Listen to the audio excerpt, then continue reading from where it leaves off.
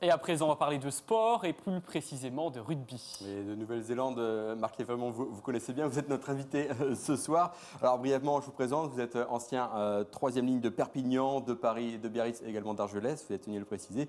Vous avez été international et en tant qu'entraîneur, vous avez mené l'équipe de France en finale de la dernière Coupe du Monde. Pas de regret de plus entraîner? Non, il faut savoir tourner les pages et j'ai eu la chance de vivre pas mal d'aventures, joueur et puis sélectionneur récemment et d'avoir la chance de vivre beaucoup d'émotions aussi et voilà, c'est un choix de vie.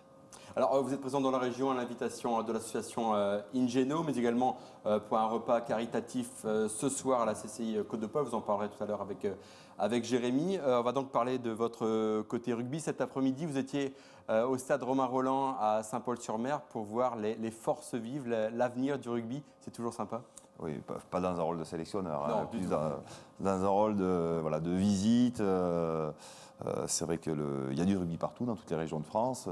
A priori, dans la région, il y a aussi énormément d'amateurs et ces jeunes poussent sur le terrain de Saint-Paul.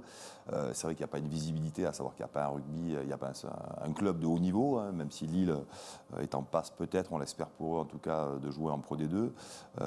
Donc c'est toujours agréable d'échanger avec ses enfants. Il faut se souvenir aussi d'où on vient. Et moi, je suis issu vous en parlez d'un petit club aussi formateur, Argelès-sur-Mer, qui m'a construit grâce à des bénévoles comme ceux que j'ai pu croiser cet après-midi. Ouais. Justement, il y a assez peu quand même d'anciens internationaux qui reviennent comme ça aux premières valeurs du rugby. On en voit quand même assez peu. Détrompez-vous, parce que vrai, je peux vous dire qu'en équipe de France... C'est peut-être dans le Nord, alors je peux citer quasiment peut-être qu'il n'y a pas encore d'internationaux issus du Nord, ou pas beaucoup. Il y en a de l'Est, je peux citer Morgane Parra qui vient de Metz. Chez qui Manol Arinardoki a de la famille à Lille. Peut-être que ça va faire venir. Ah bon, a priori, il est quand même basque. Hein, donc, voilà, il y a de Nafarroa, donc peut-être que vous aurez le plaisir d'accueillir Imanol, un de ces quatre.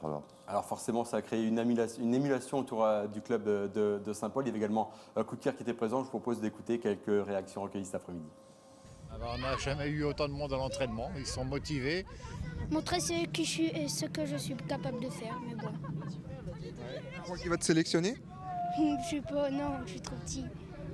On va se donner à fond. 5, 6, 7, 8, 9, 10. Que je vais essayer de donner tout ce que je peux.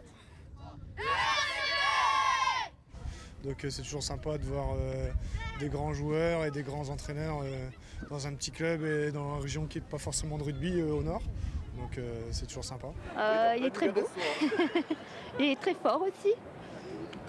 Et je suis contente de l'avoir rencontré. Et les enfants aussi sont très contents. Très bon souvenir. D'ailleurs, le ballon a été dédicacé et je pense qu'on va le garder précieusement. C'est la deuxième fois que vous venez sur la Côte d'Opale, sur le littoral. C'est vrai qu'il y a eu le tournoi Ingeno Valley à Saint-Paul. Vous les avez sentis comment, ces petits gamins à Saint-Paul cet après-midi? J'ai envie de dire comme tous les enfants de France, quelle que soit la région, donc beaucoup de sourires, de l'enthousiasme, de la passion, des jeux. Voilà, ça fait toujours plaisir. Il y avait un vieux slogan, un ancien slogan de la Fédération française de rugby qui disait « École de rugby, école de la vie » et je pense qu'il se vérifie encore tous les jours. Qu'est-ce qui fait, d'après vous, qu'il n'y ait pas d'équipe encore en élite Le rugby, c'est un sport complexe, c'est un sport de combat bien sûr, mais c'est aussi un sport intelligent. Et il faut du temps. Il faut du temps pour construire et c'est vrai qu'il y a eu des projets il y a quelques années sur Arras qui n'ont pas abouti. C'est vrai qu'il faut de l'argent aujourd'hui parce qu'il y a aussi une dynamique et il faut le rugby passer professionnel. Le rugby coûte cher? Moi, je trouve qu'il est relativement attractif par rapport à d'autres sports, le football notamment, parce qu'on n'a pas à se plaindre, on a une grosse médiatisation de ce sport. En France, c'est vrai que c'est un petit peu, le rugby français est considéré un petit peu comme l'Eldorado du rugby mondial, et c'est vrai que c'est là où il y a le plus d'argent, d'où la présence de nombreux internationaux. Voilà, je parlais de Lille, hein, ce serait bien que c'est vrai, il y a du rugby partout, des amateurs de rugby partout, c'est vrai que ce serait bien qu'il y ait un club représentatif du Nord. Donc à Lille, on l'espère dans quelques temps.